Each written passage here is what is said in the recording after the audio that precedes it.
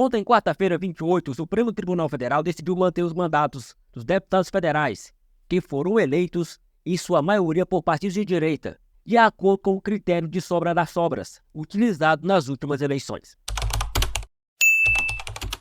Olá, eu sou Ricardo Reimann, e seja bem-vindo ao canal Simplesmente Fatos. No entanto, o ministro não ficou satisfeito com o veredito. Alexandre de Moraes simplesmente se recusou a aceitar o resultado da votação, desencadeando o início de bate-boca com Luiz Alberto Barroso. Barroso, conhecido por sua eloquência, expressou sua divergência, mas com cautela, para evitar aumentar ainda mais a irritação de Moraes, que tinha o apoio de Flávio Dino, que argumentaram que os deputados não foram eleitos legitimamente. Assista o vídeo. A norma que mantém o sistema proporcional, posso achar ruim, mas eu sinceramente não a achei inconstitucional e acho que nós diversas vezes já equiparamos mudança de jurisprudência à mudança legislativa, de modo que por esse fundamento eu não teria dificuldade de aplicar o artigo 16. Está no parágrafo 10 do artigo 14.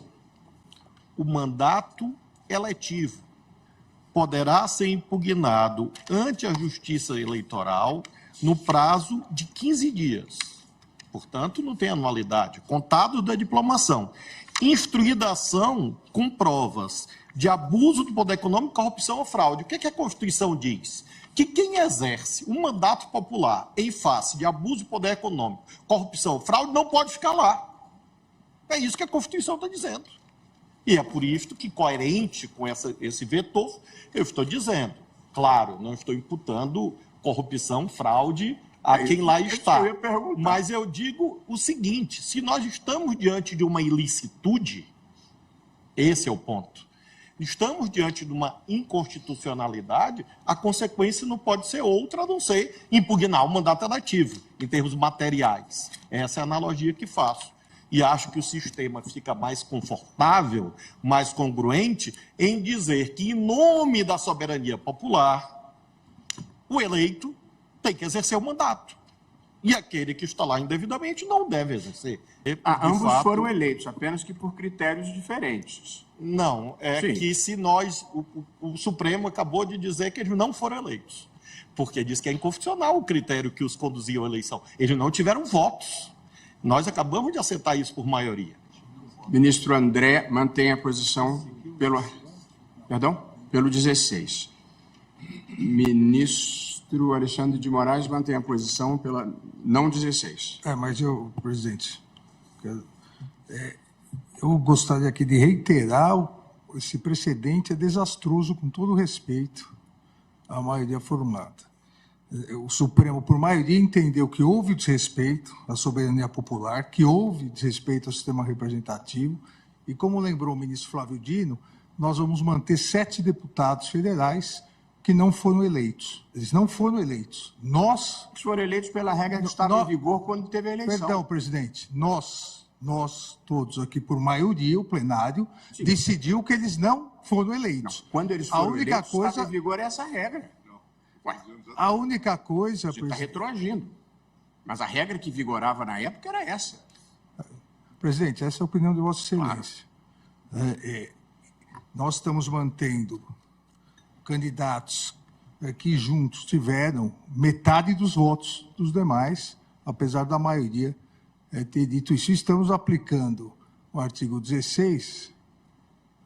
abrindo a possibilidade, a partir de agora, de qualquer mini-reforma que seja publicada dias antes do ano eleitoral, da anualidade, nós simplesmente vamos lavar as mãos, né, porque só para a próxima eleição. Para a próxima eleição, essa regra pode mudar.